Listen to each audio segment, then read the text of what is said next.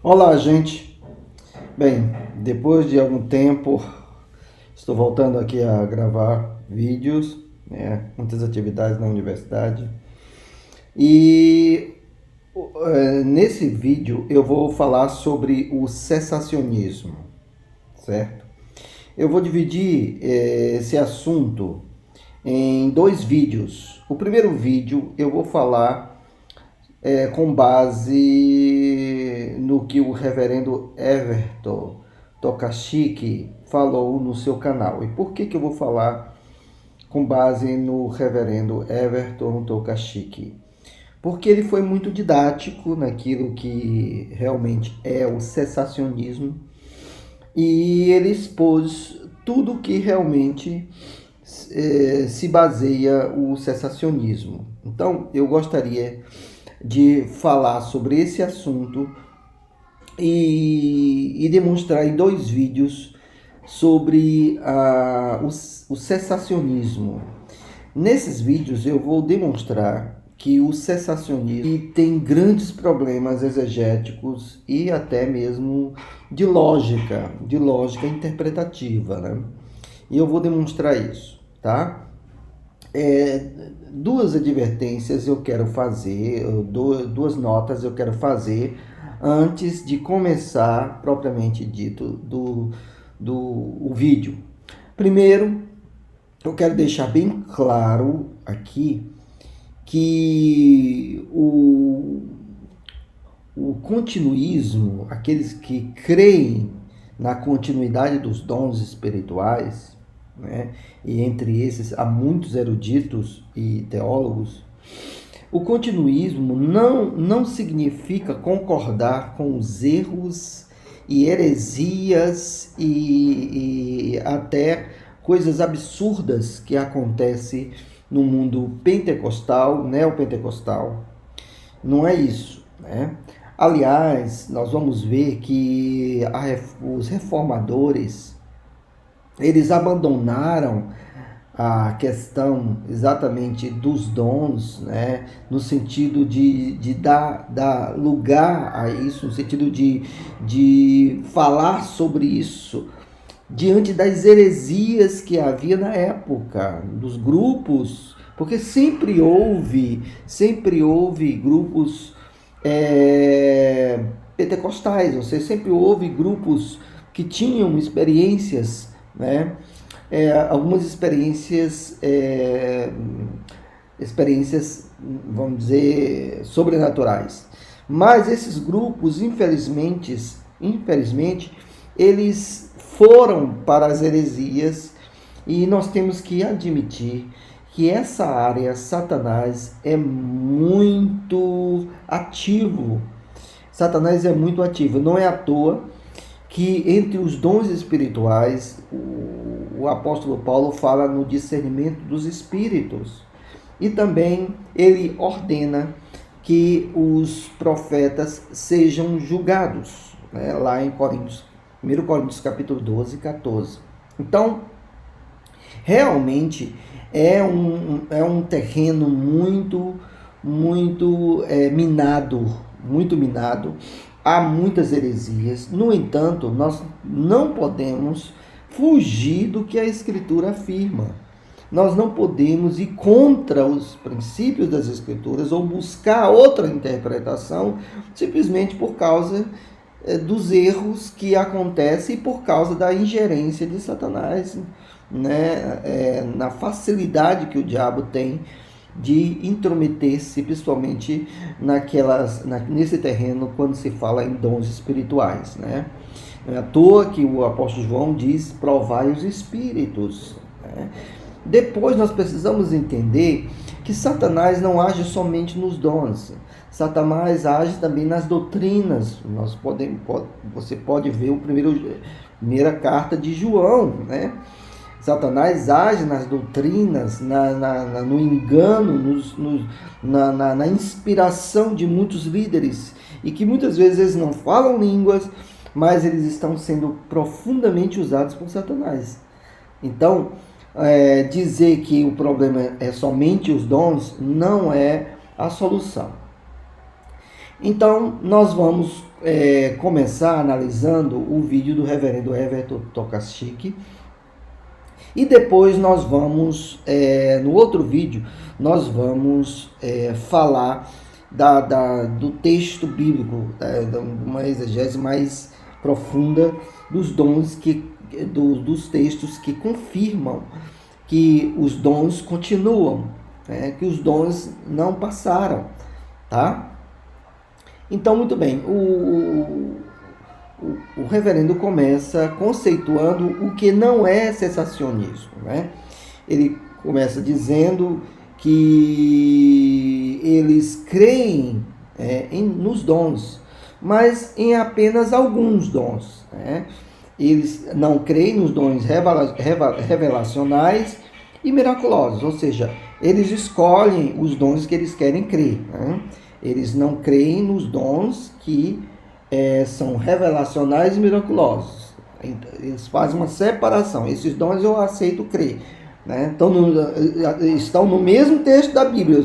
Se você procurar, os dons estão no mesmo versículo, mas esses aqui eu não aceito. Esses eu creio, esse aqui eu não creio, né? Então, eles dizem que esses dons revelacionais e miraculosos foram só no período da história da redenção e no fundamento da igreja, né? Eles deixam bem claro que eles creem nos milagres, né? O cessacionismo não é aquelas pessoas que creem que os milagres não acontecem, não.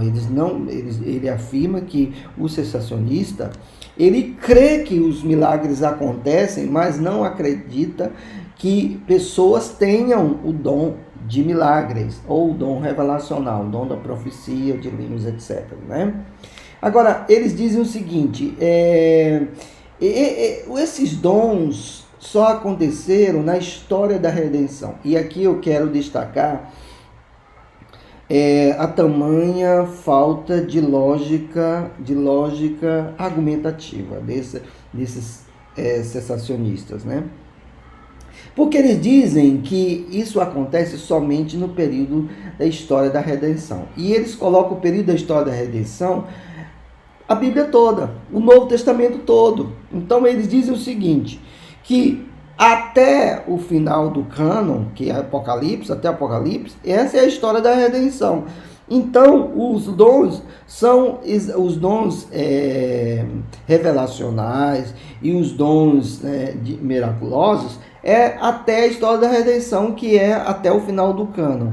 Porém, qual é a base que nós teremos para que os dons sejam contínuos? Se abandonamos as Escrituras, se abandonamos o Novo Testamento, qual a base escriturística que nós teremos? Então, isso é uma falácia, que eles não percebem, que não é inteligente. Ou seja, se eu abandono o Novo Testamento como base, que os dons continuam, qual é o texto, qual é a base escriturística que eu tenho em mãos para comprovar que os dons continuam? O Didaquê, são os escritos dos pais apostólicos, ou procurar outra base como os mormons? Então é claro que nós temos que ter a Bíblia.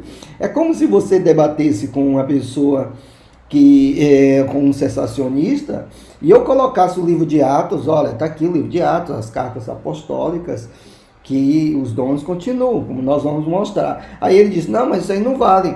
Não vale o Novo Testamento nem todo, não vale porque é o período da história da redenção. Ou seja, quem coloca isso como base, como argumento, realmente não age com inteligência, de forma alguma. Porque a base que nós temos são as Escrituras. Então, o que eu tenho que comprovar que os dons continuam é dentro do Novo Testamento. É dentro do Novo Testamento. Isso demonstra que os cessacionistas, esses pastores cessacionistas, com todo respeito, eles não têm uma boa exegese, eles não têm uma boa lógica argumentativa. E eu vou demonstrar isso aqui, né? Ele diz o seguinte, segundo o reverendo, Ele diz que tem caso na igreja dele até que um câncer foi curado, né? Agora, vejam bem, não há base nas escrituras para que aconteça milagres sem vamos dizer, um intermédio de uma pessoa, de pessoas. O próprio Tiago diz: se está alguém doente, chame os presbíteros da igreja, unja com óleo, e a oração da fé curará o enfermo.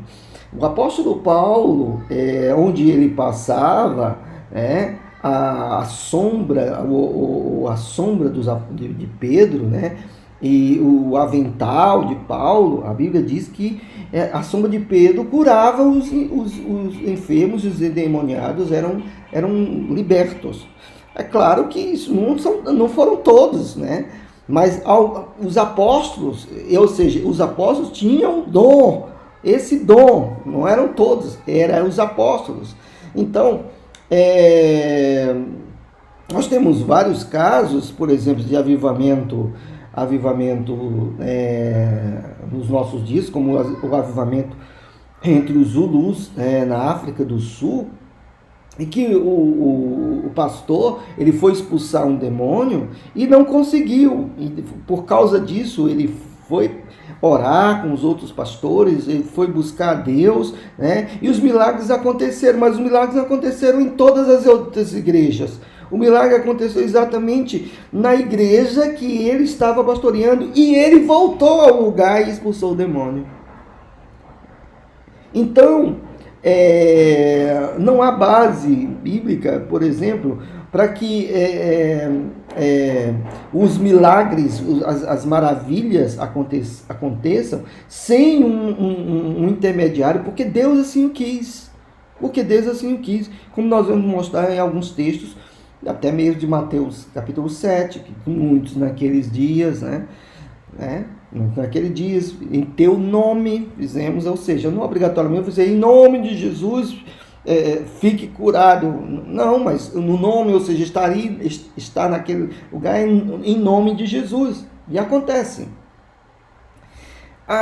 Outro engano do reverendo, que eu gostaria de mostrar aqui, ele cita Efésios 4:11 e diz que Efésios 4:11, apóstolos, profetas e evangelistas eram somente para o primeiro século.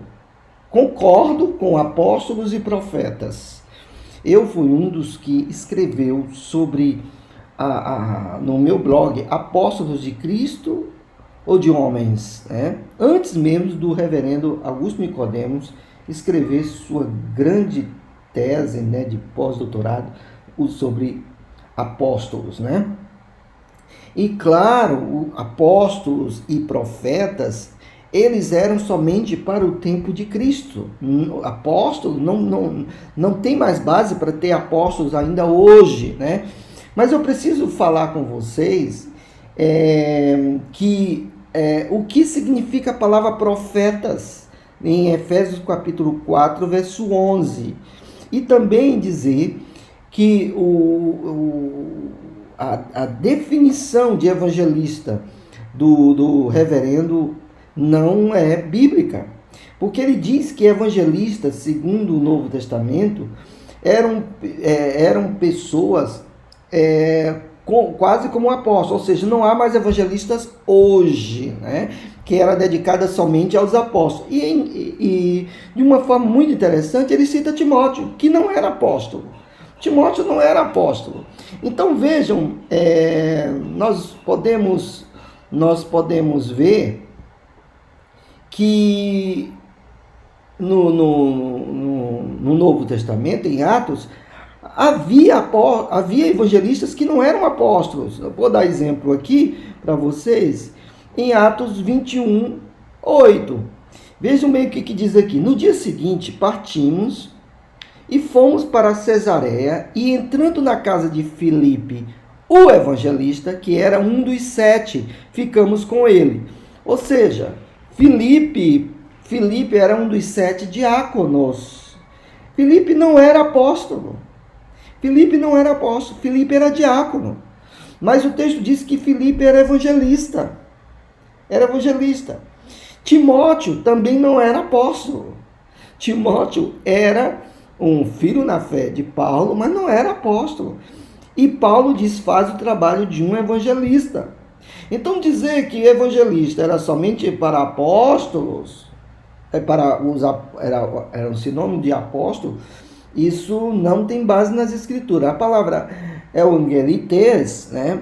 Vem de evangelium, o evangelho é exatamente o evangelista, é aquele que se propaga a pregar o evangelho, claro, e também defendê-lo, né? Era como se fosse um apologista, certo?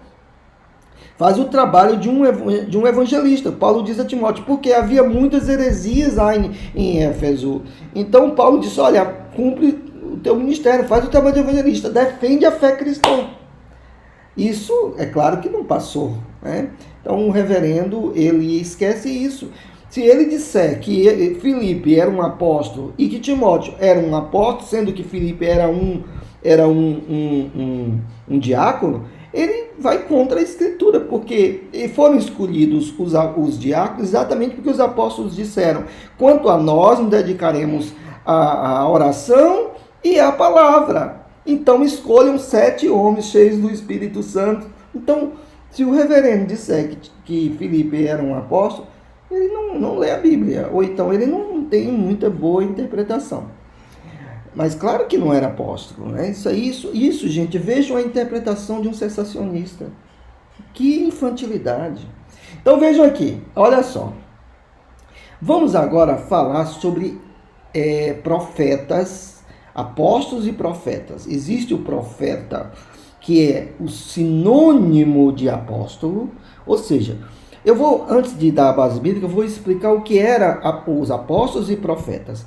Os apóstolos, chamados apóstolos, eram aqueles que faziam parte dos 12, certo? Os 12.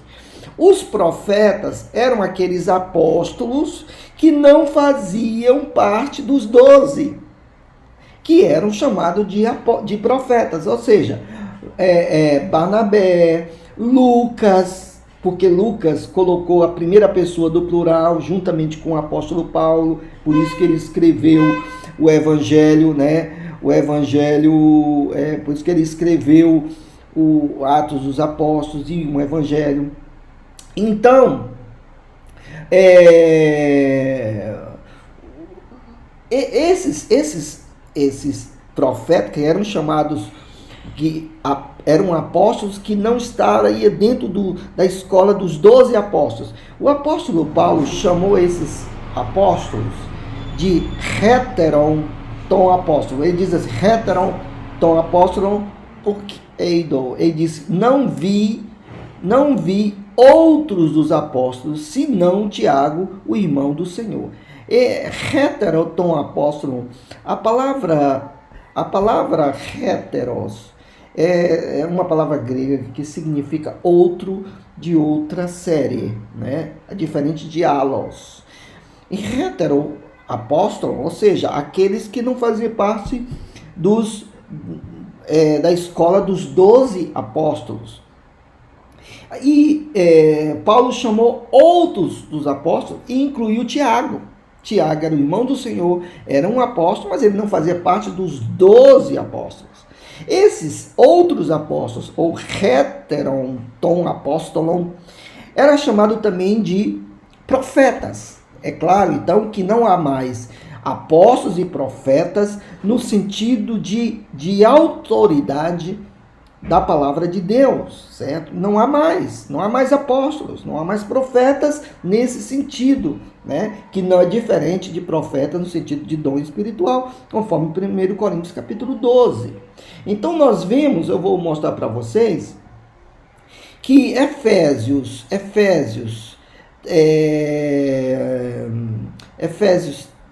2:20, Efésios 2:20 diz assim, edificados sobre o fundamento dos apóstolos e profetas. Então notem, sendo ele mesmo que Jesus a pedra angular. Aqui, a igreja está edificada sobre o fundamento dos apóstolos e profetas. Isso quer dizer que esses apóstolos e profetas não existem mais. Eram os apóstolos que faziam parte dos 12, da escola dos 12 apóstolos de Jesus, e os profetas eram aqueles apóstolos que não faziam parte dos 12 apóstolos, mas eram considerados apóstolos, como Marcos, Lucas, Barnabé, né? E muitos outros que Paulo chamou de outros, ou heteronton apóstolo.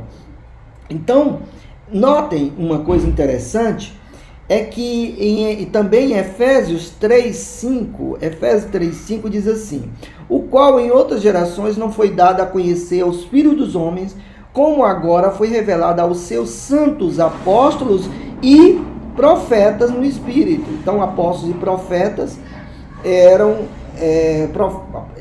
vejam que estão no mesmo nível, diferente de evangelistas. Não, aqui não fala de evangelistas, né? Fala apóstolos e profetas. Apóstolos e profetas. É interessante que Pedro, quando fala, ele chama os profetas de apóstolos no todo. Por exemplo, 2 de Pedro 3:2, ele diz o seguinte: para que vos recordeis das palavras que anteriormente foram ditas pelos santos profetas, quem está falando dos profetas do Velho Testamento, bem como do mandamento do Senhor, do Evangelho, né, ensinado pelos vossos apóstolos. Aqui Pedro coloca todos como apóstolos, porque realmente eram apóstolos, né? Apóstolos e profetas. Da mesma forma que Judas 1,17 diz assim: vós, porém, amados, lembrai-vos das palavras anteriormente proferidas pelos apóstolos de nosso Senhor Jesus Cristo. Então, aqui, tanto Pedro como Judas, eles colocam, eles chamam, generalizam tanto os profetas como apóstolos, porque eles eram apóstolos, não evangelistas, mas os profetas, porque os profetas eram considerados heteron apóstolo, os outros apóstolos. Nós podemos também ver em Apocalipse 21:14, né, que João tem uma visão: a muralha da cidade tinha 12 fundamentos e estavam sobre estes os 12 nomes dos 12 apóstolos, ou seja, deixando claro que aqui, né, algo simbólico. O fundamento da igreja é exatamente a doutrina dos apóstolos, né, e que foi simbolizado pelos 12 apóstolos. Mas havia os outros apóstolos, havia os profetas, que a igreja também está fundamentada. Lá em Efésios diz 2:20 sobre o fundamento dos apóstolos e profetas. Então, os apóstolos e profetas realmente eles não continuam, né? Porque eles são aqueles que ensinaram e falaram a palavra de Deus com autoridade de palavra de Deus, certo? Autoridade revelacional da palavra de Deus. Agora, evangelista é diferente, né? Essa de dizer que o evangelista se referia a um sinônimo de apóstolo não tem base nas escrituras, gente. Isso aí é bobagem, né? Diante das escrituras, tá? Ele diz o seguinte, que Hebreus 1:1 ele usa como base para dizer o seguinte, que tendo Deus falado muitas vezes, de muitas formas, pelos profetas, aos nossos pais, pelos profetas, nesses últimos dias, nos falou em Jesus Cristo. Ele diz o seguinte, que Deus já falou tudo o que ele tinha que falar, né? Pelos nossos pais, pelos profetas, nesses últimos dias, falou por Jesus Cristo. Quando ele interpreta muito mal esse texto, né? Porque o que o autor aos Hebreus, se você ler a carta aos Hebreus, você vai entender que o autor aos Hebreus está falando que as leis cerimoniais que foram ditas pelos profetas, que aí ele cita todo o Velho Testamento, pelos profetas, hoje nos fala em Jesus Cristo. Ou seja, as leis cerimoniais falavam de Cristo. Tanto é que você vai ver o tabernáculo, vai ver sobre o sumo sacerdote, vai ver sobre as leis cerimoniais que eram para Cristo. Não tem nada a ver sobre os dons de profecia, né? E nós podemos entender também uma coisa, é a palavra de Deus como revelação absoluta. Ou seja, a palavra de Deus como revelação absoluta significa que ela jamais pode ser questionada, porque é a palavra de Deus. Agora, qualquer outra revelação, qualquer outra profecia tem que ser julgada segundo a palavra de Deus. É isso que nós podemos ver em Romanos 12:6, né? Vamos ver o que diz Romanos 12:6. Romanos 12:6, eu vou colocar em grego aqui, né? Porque é importante para que nós entendamos, né? O apóstolo Paulo diz aqui, ó, tendo dons segundo a graça, né? Tendo dons, charisma. A palavra grega charisma era usada somente para dons do Espírito Santo, certo? Dons do Espírito Santo. Você pode ver isso no Novo Testamento. Aí ele diz, tendo dons segundo a graça que nos foi dado, ou seja, diferentes. Daqui tem diáfora, que é diferente. Tendo diferentes dons, segundo a graça que nos foi dada, seja profecia, seja segundo analogia antespisteos, segundo a analogia da fé. A Bíblia atualizada diz segundo a proporção, mas a palavra grega analogia quer dizer uma relação, ou seja, pode se traduzir para o português analogia mesmo, seja segundo a analogia da fé, e essa fé aqui significa profissão de fé, daquilo que se crê dentro das Escrituras. Se profecia, o apóstolo Paulo diz, e ele diz, tendo diferentes dons, charisma, que quer dizer dons do Espírito Santo, o apóstolo Paulo diz, seja segundo a proporção da fé, ou seja, se alguém vai usar um dom, ele tem que se basear na palavra de Deus absoluta, na palavra de Deus revelada para exatamente ser um prumo de toda e qualquer revelação ou toda e qualquer palavra, assim como qualquer até pregação, né? Toda e qualquer pregação precisa ser analisada segundo as Escrituras, tá? Aquilo que a pessoa fala, não a própria palavra de Deus, né? Porque a palavra de Deus é a palavra de Deus. Ele diz que cessaram os agentes, a modalidade e o conteúdo como palavra de Deus inspirada, né? É claro, né? Como palavra de Deus inspirada, tudo isso cessou, né? Não existe mais nada inspirado como palavra de Deus ou como absoluta palavra de Deus. Ou seja, tudo que alguém falar, né, dizendo em nome de Deus, tem que ser provado, tem que ser realmente colocado no prumo das Escrituras, né? Aí ele diz o seguinte, ele tenta mostrar que os continuistas eles estão errados, dizendo que as seitas creem como os continuistas, né? Que as seitas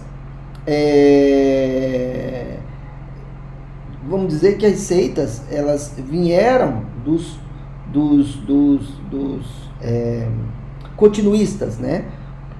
Por causa das revelações, ele usa os mormons, ele usa o adventismo, etc. Mas, meus queridos, isso não é um argumento. Primeiro que ele foge das Escrituras, né? E não é um argumento porque nós podemos dizer o seguinte, inclusive ele diz que os dispensacionalistas, eles vêm do pentecostalismo. Ele cita realmente que os dispensacionalistas vêm do pentecostalismo, né? Todos os pentecostais são dispensacionalistas. Ele tenta mostrar que isso é uma base para minar continuismo, né? Os continuistas. Mas até isso está errado, gente. Até isso está errado. Porque nós precisamos entender que todas as seitas, com raríssimas exceções, são cessacionistas. Se você colocar lá no Google e buscar se eles creem nos dons, eles não creem nos dons espirituais. Eles são cessacionistas.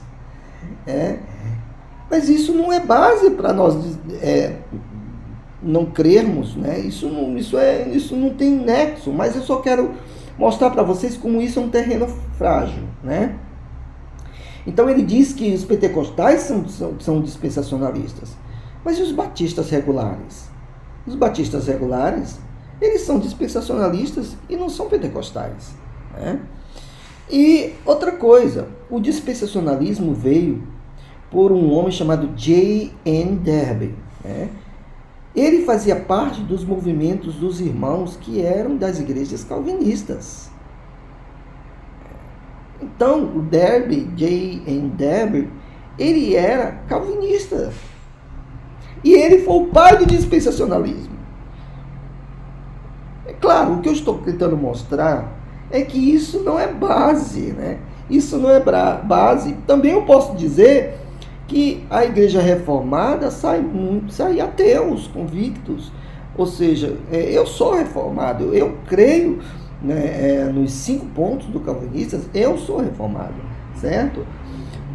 Mas o que eu quero dizer é que em todas as esferas há influências erradas. Por exemplo, a igreja,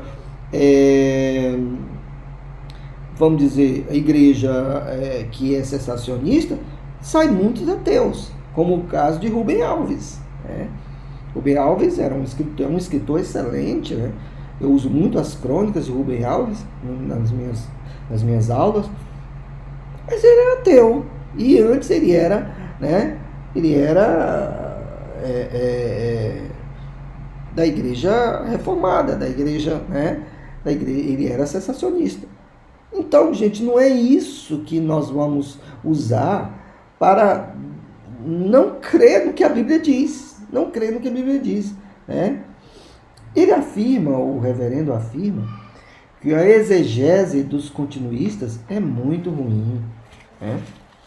Ele afirma que a exegese dos continuistas é muito ruim. Entre eles está D.A. Carson. Ele usa o livro de Carson, e aí ele diz que a exegese, ele não fala de exegese. Claro que Carson ali, o texto que ele usou de Carson não era uma exegese, era exatamente uma especulação de Carson, né? Mas aí ele diz que a exegese dos continuistas é muito ruim, é baseada mais em experiencialismo, né? Experiencialismo que ele usa. Então eu gostaria de mostrar para ele agora, no segundo vídeo, exegese de um continuista, tá? Que sou eu gostaria de mostrar para o reverendo exegese de um continuista. E eu queria dizer também para ele que um cessacionista, eu diria a mesma coisa que ele disse para um continuista, né? Diz que a exegese é ruim. Eu diria que um cessacionista não sabe fazer exegese. Não sabe. E eu vou mostrar para vocês, ele não sabe, né? Pelo menos ele parece que não sabe. Ele parece que não sabe. Eu não estou duvidando que ele estudou, que realmente, mas ele demonstra que não sabe fazer exegese, nem hermenêutica, nem interpretação de texto. Então eu vou demonstrar isso no segundo vídeo, que eles não sabem fazer exegese, tá? E nem hermenêutica. Eu vou demonstrar. Então, eu até diria o seguinte, um cessacionista, ele não sabe interpretar a Bíblia, não sabe interpretar, né?